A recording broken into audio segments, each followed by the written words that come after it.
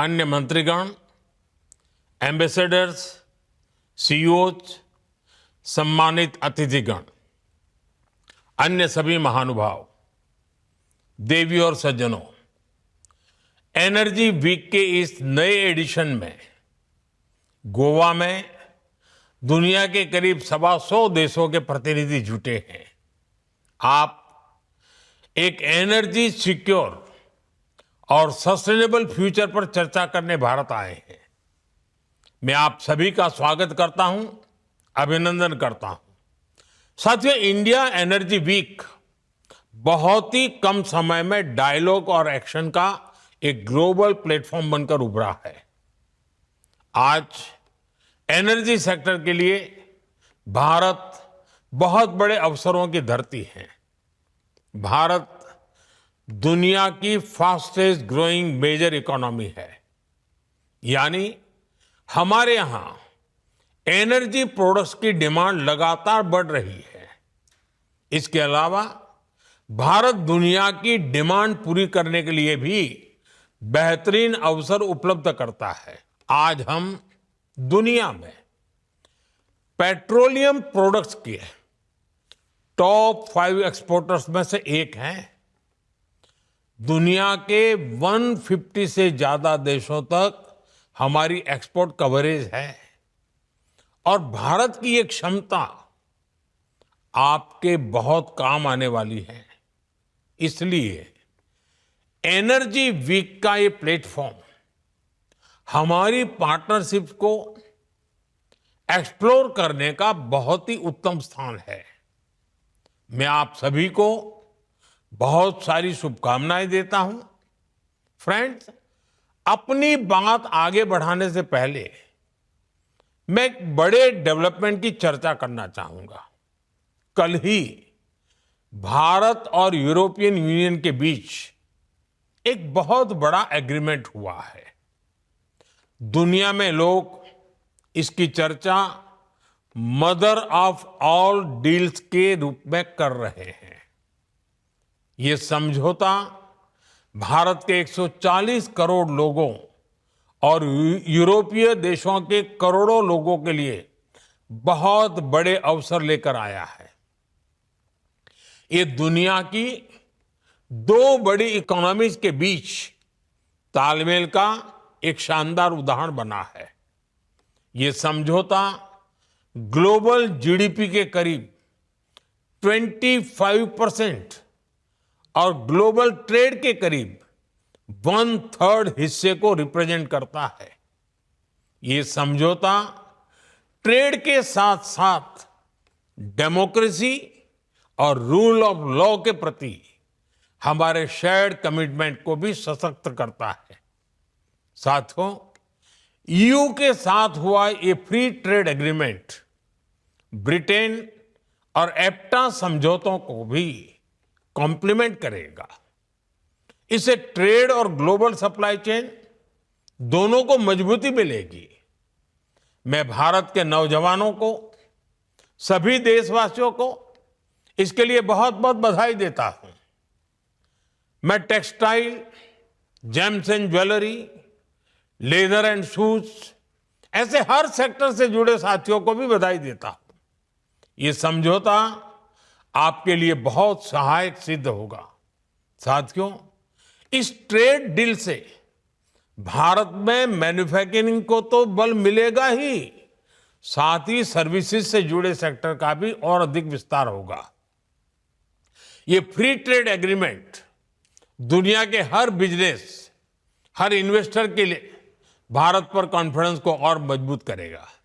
साथियों, भारत आज हर सेक्टर में ग्लोबल पार्टनरशिप पर बहुत अधिक काम कर रहा है।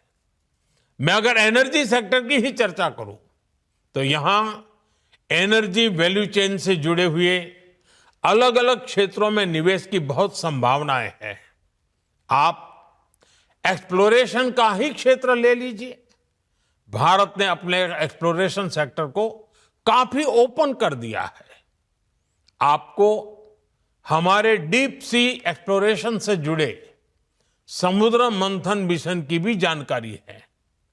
हम इस दशक के अंत तक अपने ऑयल एंड गैस सेक्टर में इन्वेस्टमेंट को 100 बिलियन डॉलर्स तक ले जाने का प्रयास कर रहे हैं। हमारा लक्ष्य एक्सप्लोरेशन के दायरे को भी 1 मिलियन स्क्वायर किलोमीटर तक विस्तार करने का है।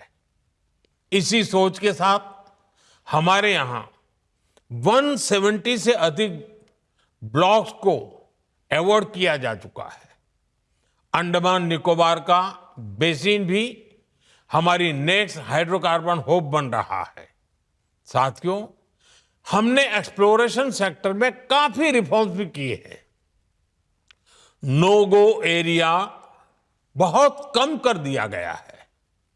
इंडिया एनर्जी वीक के पिछले एडिशंस में आपको भी जो भी सुझाव थे, आपने जो कुछ भी कहा, उनके अनुसार हमने अपने एक्ट्स और रूल्स में भी बदलाव किए हैं। यदि आप एक्सप्लोरेशन सेक्टर में इन्वेस्ट करते हैं तो आपकी कंपनी की प्रॉफिटेबिलिटी बढ़ना तय है। साथियों, भारत की एक और विशेषता है जो है एनर्जी सेक्टर में इन्वेस्टमेंट को बहुत फायदेमंद बनाता है। हमारे यहां बहुत बड़ी रिफाइनिंग कैपेसिटी मौजूद है। हम रिफाइनिंग कैपेसिटी के मामले में विश्व में दूसरे स्थान पर है। जल्द ही हम दुनिया में पहले नंबर पर होंगे। आज भारत की रिफाइनिंग कैपेसिटी करीब 260 MMTPA की है। इसे 300 MMTPA के ऊपर ले जाने के लिए निरंतर प्रयास हो रहा है। ये इन्वेस्टर्स के लिए बहुत बड़ा एडवांटेज है। साथियों, भारत में LNG की डिमांड भी निरंतर बढ़ रही है। हमने अपनी टोटल एनर्जी डिमांड का 15% LNG से पूरा करने का लक्ष्य रखा है। इसलिए हमें LNG के पूरे वैल्यू चेन पर काम करने की आवश्यकता है। आज भारत ट्रांसपोर्टेशन पर भी बहुत बड़े स्तर पर काम कर रहा है। LNG ट्रांसपोर्टेशन के लिए जिन वेसल्स की जरूरत है, हम उन्हें भारत में ही बनाने पर काम कर रहे हैं। हाल में ही भारत में शिप बिल्डिंग के लिए 70,000 करोड़ रुपए का प्रोग्राम शुरू किया गया है। साथ ही LNG के लिए देश के पोर्ट्स पर टर्मिनल के निर्माण में भी निवेश की अनेक संभावनाएं हैं। रीगैसिफिकेशन से जुड़े प्रोजेक्ट्स में भी आपके लिए इन्वेस्ट करने की बड़ी संभावनाएं बन रही है। साथियों, LNG के ट्रांसपोर्टेशन के लिए भारत में बहुत बड़ी पाइपलाइन की भी अब जरूरत है। बीते सालों में इस पर हमने बहुत निवेश किया है, लेकिन अभी भी बहुत बड़े पैमाने पर इन्वेस्टमेंट के लिए संभावनाएं हैं। आज भारत के कई शहरों में सिटी गैस डिस्ट्रीब्यूशन का नेटवर्क पहुंच चुका है और हम तेजी से अन्य शहरों में भी इससे जोड़ रहे हैं। सिटी गैस डिस्ट्रीब्यूशन भी आपके निवेश के लिए बहुत ही आकर्षक क्षेत्र है। साथियों, भारत की इतनी बड़ी जनसंख्या है, हमारी इकोनॉमी लगातार बढ़ रही है। ऐसे भारत में पेट्रोकेमिकल प्रोडक्ट्स की डिमांड भी लगातार बढ़ने वाली है। इसलिए हमें बहुत बड़े एनर्जी इंफ्रास्ट्रक्चर की आवश्यकता होगी और इसमें भी आपका इन्वेस्टमेंट आपको बहुत ग्रोथ देगा। इन सब के अलावा भारत में डाउनस्ट्रीम एक्टिविटीज में भी आपके लिए इन्वेस्टमेंट के बहुत मौके हैं।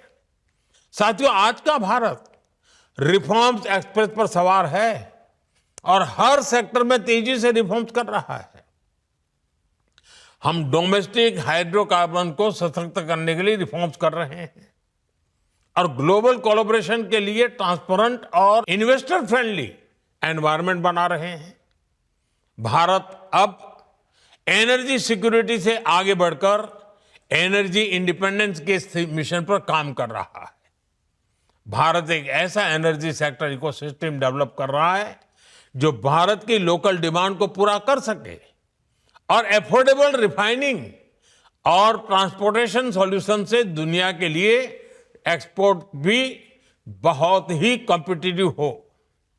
साथियों, हमारा एनर्जी सेक्टर हमारी एस्पिरेशंस के केंद्र में है। इसमें $500 बिलियन की इन्वेस्टमेंट अपॉर्चुनिटीज है।